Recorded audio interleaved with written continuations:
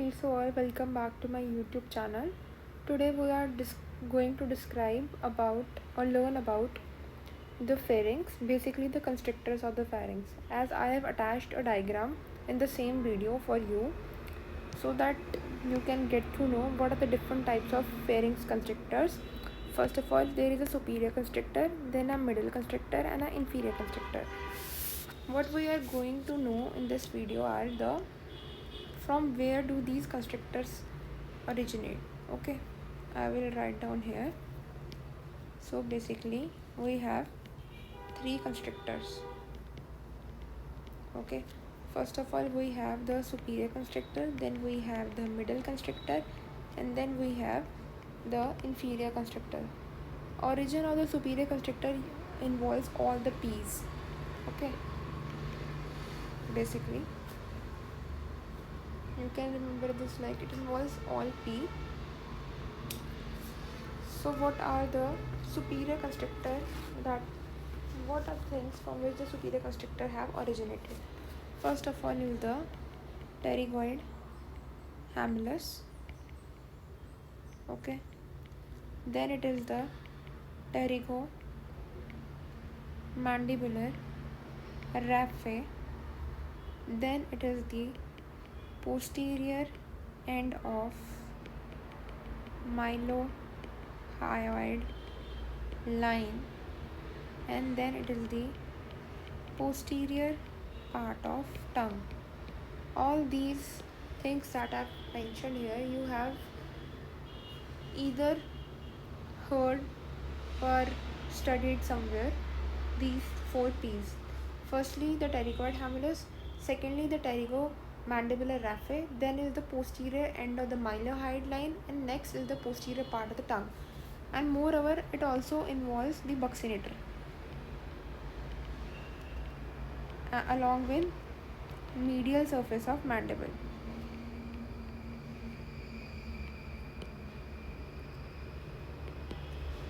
So what's the origin of superior constrictor muscle? Basically it is the pterygoid hamulus. Okay, it is the posterior part of tongue, it is the posterior of the mylohyoid line, and the pterygomandibular raphe. Along with the four P's, they are the medial surface of mandible and the buccinator muscle. Okay, then what is middle?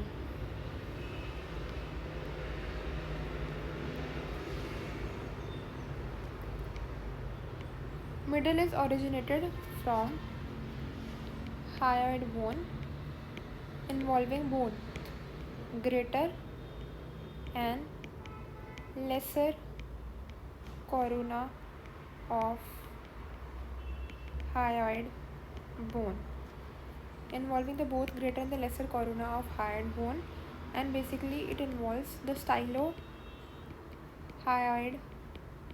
ligament. So in the middle constrictor you have to remember the part hyoid. It involves both the greater and the lesser corona of hyoid bone and the stylohyoid ligament. Okay, and the last part, the inferior part, is from the cricopharyngeus and from the cricopharyngeus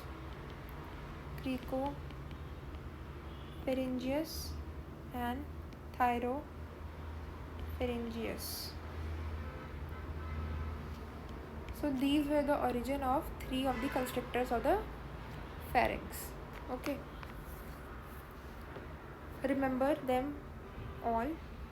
Let's recall them again. Superior constrictor is with the help of pterygoid hamulus, with the posterior end of the mylohyoid line, okay, with the posterior part of the tongue, and the pterygomandibular raphe. Apart from the four P's, we have the buccinator and the medial surface of mandible. And the middle constrictor involves the hyoid bone, the greater and the lesser corona of the hyoid bone, along with the stylohyoid ligament. And the inferior part involves the cricopharyngeus and the thyropharyngeus, that you should remember. Okay, and this was the origin. And what are the insertion point of the all of the three constrictor? You should remember that all superior, middle and the inferior constrictor, they insert to a same place, that is the median raphe.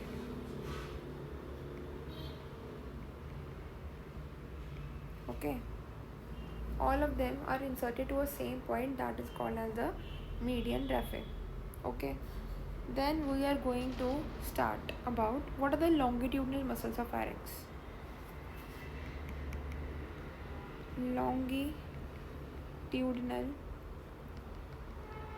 muscles of pharynx.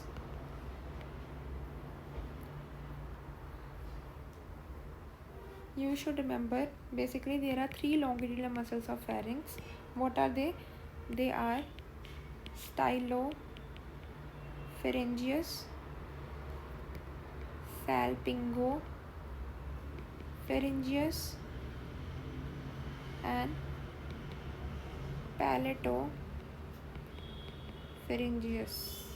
These are the three longitudinal muscles: stylopharyngeus, salpingopharyngeus, and palatopharyngeus. Okay. What are their functions? Basically, they have the function to elevate our larynx, pharynx during deglutition or during swallowing. Okay, you should remember this. What are the three longitudinal muscles of pharynx?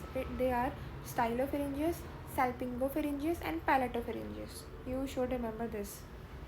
ST, SA, and PA.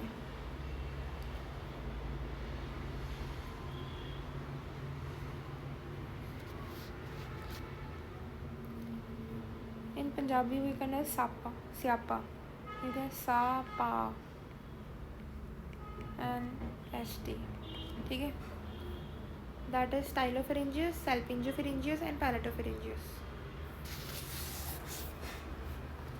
Then, what are the structures that pass between the superior constrictor, middle constrictor, inferior constrictor? Okay. Then we are going to understand about the structures that are passing through them. Structures passing through three constrictors.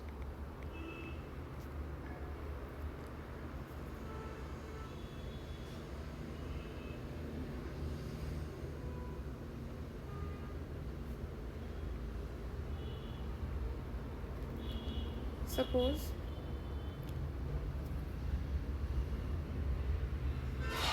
this is base of skull. Okay. Our first constrictor is superior constrictor. Our next constrictor is the middle constrictor, and then is the inferior constrictor. This is superior constrictor. This is middle constrictor,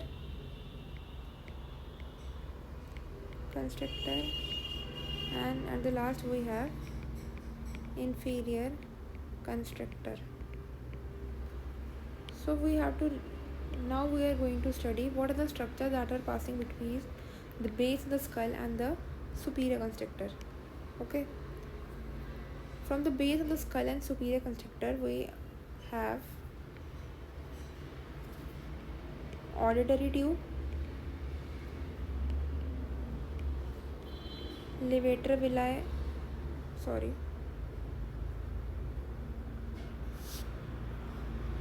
just wait for a second, there is some issue today with this. Let me correct this first.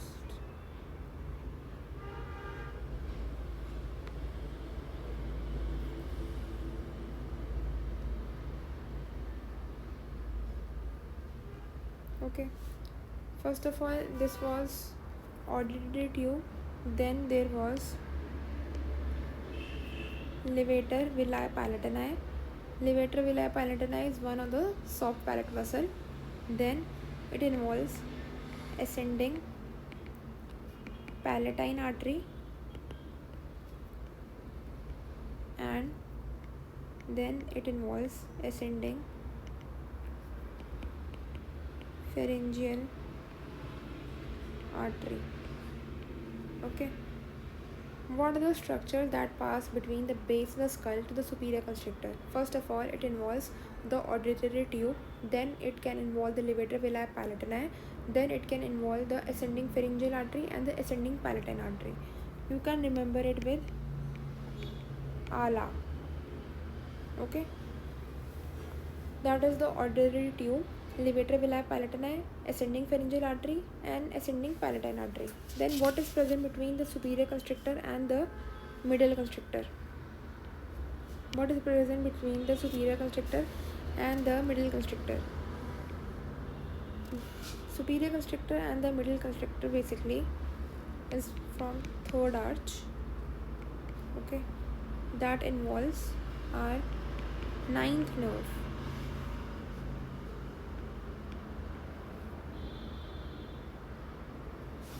Okay,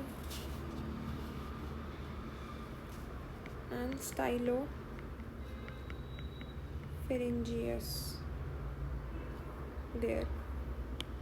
Then what is the between middle constrictor and inferior constrictor? Between the middle constrictor and the inferior constrictor we have, you can remember with SI. What is S? It is the superior laryngeal artery and the internal laryngeal nerve. Okay, SI is the superior laryngeal artery and the internal laryngeal nerve. Then at last, between the inferior constrictor at last we have esophagus. We have